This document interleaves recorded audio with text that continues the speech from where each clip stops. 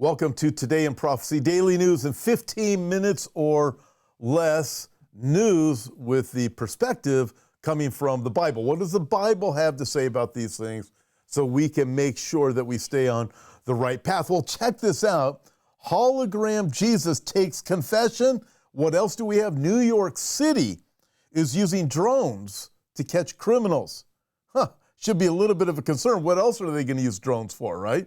Pope Francis calls for international investigation into whether Israel's actions in Gaza have characteristics of genocide. In other words, the Pope is going after Israel. Gee, what a surprise. Well, here's the opening story. Church in Switzerland is using an AI-powered Jesus hologram to take confession. Folks, this is crazy. Listen to this.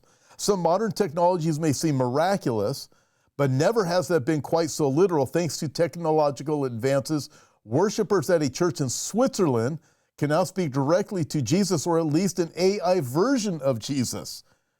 As part of an art project called Deus Machina, God in a Machine, St. Peter's Church in Lucerne has installed an AI-powered Jesus hologram to take confessions. Worshipers simply voice their concerns and questions to get a response from the digitally rendered face of Jesus.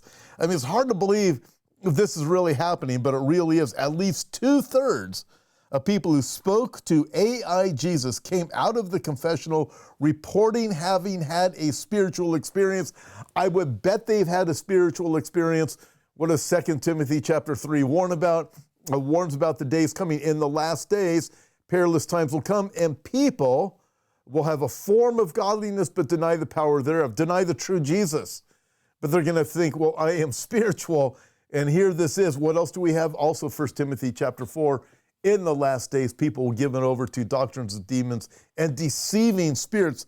It continues, one impressed worshiper told news outlet DW, I was surprised it was so easy, and though it's a machine, it gave me so much advice. I bet. While the installation is only temporary, St. Peter's Chapel says that similar chatbots could one day take on some of the responsibilities of church pastors. I'm looking at this going, this is really amazing. I should have saved it for You Can't Make This Up on Thursdays. But no, this is real. I mean, you look at this. This is actually happening. People are actually thinking this. I want you to consider the words of Jesus. Matthew chapter 24. Jesus, he's talking about the time of the tribulation period, and he says, unless those days were shortened, no flesh would be saved, but for the elect's sake, those days will be shortened. Then, verse 23, Matthew 24, if anyone says to you, look, here is the Christ, or there, do not believe it. That's what they're saying. AI Jesus everywhere. These false Christs are going to pop up everywhere. It continues.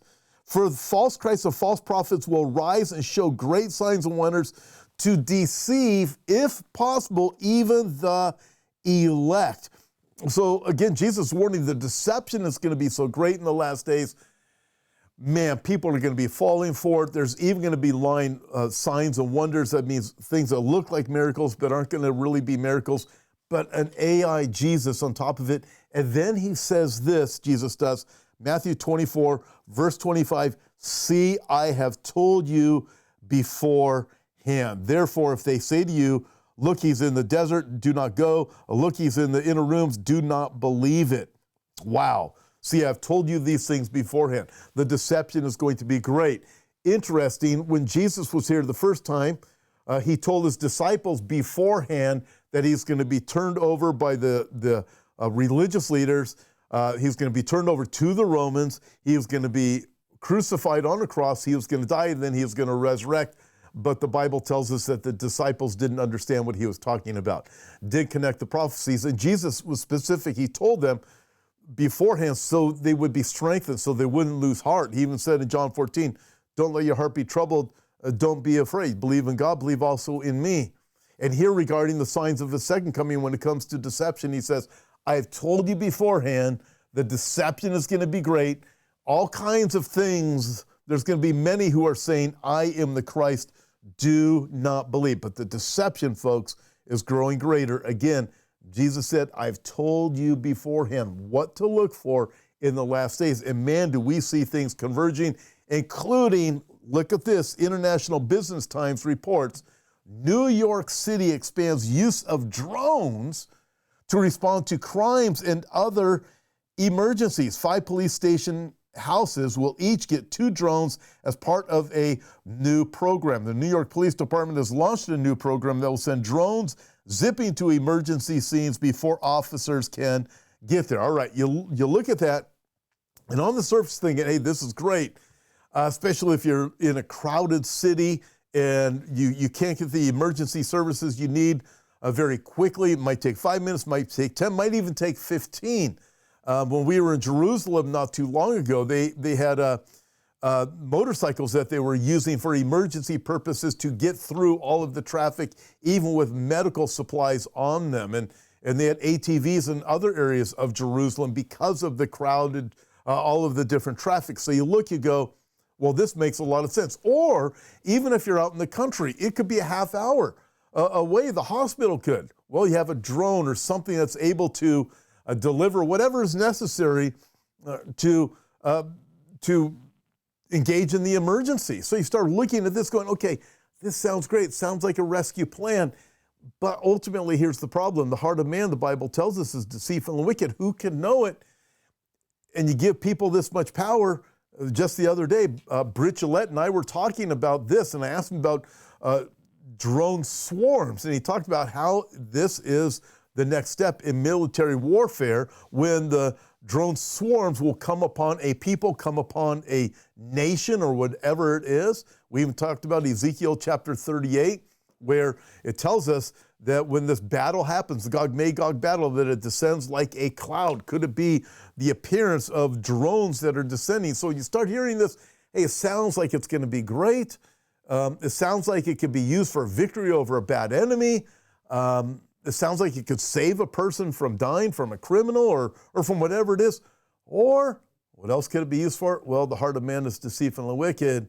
And you start looking at it this way, you go, these will eventually be used to the place where you will not be able to escape what is coming, what the Bible describes with that global system with the beast, or AKA Antichrist, who is here leading the world where everybody is required to worship the beast. If you don't, it's off with your head. And the Bible even describes it as a thing that no one can escape from. In fact, the Bible also describes the only way to escape it before it happens is by receiving the Lord Jesus Christ and being caught up to meet the Lord in the air at the time of the rapture. Okay, moving on from there, all Israel news, Pope Francis calls for international investigation into whether Israel's actions in Gaza have characteristics of genocide. I mean, this is just insane. You start looking at the reality of what's going on there. I'm telling you, my opinion, this Pope is evil. Even there's many in the Catholic Church, including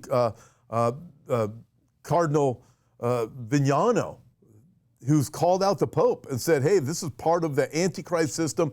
He's all part of the globalist agenda. He's blessing same-sex marriage, gender dysphoria, and all these other insane things within the church, giving us blessings, giving us thumbs up to these things. But he also supporting all of the climate arguments to be used against us, and always seems to be coming against Israel. Have you ever heard this Pope one time say anything good about Israel? I haven't. Maybe you have. I haven't heard him say anything good about Israel. I'm sure it's just a matter of time before this Pope starts to say, well, Jesus wasn't really Jewish. He was actually Palestinian because he was born in Bethlehem, which, by the way, is another lie in and of itself. There was no such thing as a Palestinian until 135 AD at the time of Hadrian, and the very first Palestinians were actually the Jews that were living in Judea and Samaria. So, but I mean, this is the way this Pope is. And coming against Israel, say, well, we're going to do our own investigation, and we're going to see if they're committing genocide. No, why don't you look who's really committing genocide? Have you heard anything that just happened the other day about what Turkey did? Did you hear about that? And the slaughter of the masses of people that they did?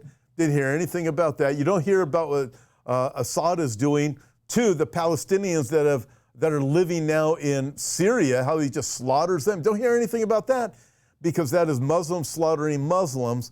But you hear is Israel's killing all the Palestinians, which is also not true. Those numbers are totally fabricated by the Hamas leader of health. They're coming out of Gaza, and then you have the continuation of things with Hezbollah. But you'll look at this. What happens to terrorists use the people as human shields. In fact, they'll even kill them anyways. They'll just kill them.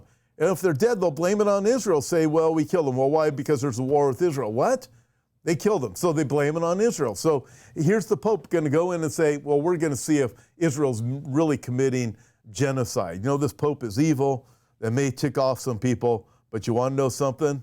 He is. So I'll leave it right there. Moving on from there, Russia deploying army forces on Israeli border. Hey, if you want to hear more about this, check out the podcast I did today with Lee Brainerd. We got into this in detail. Listen, this is so interesting. Where Russia, I'll just give it to you briefly, but you can check out the whole thing.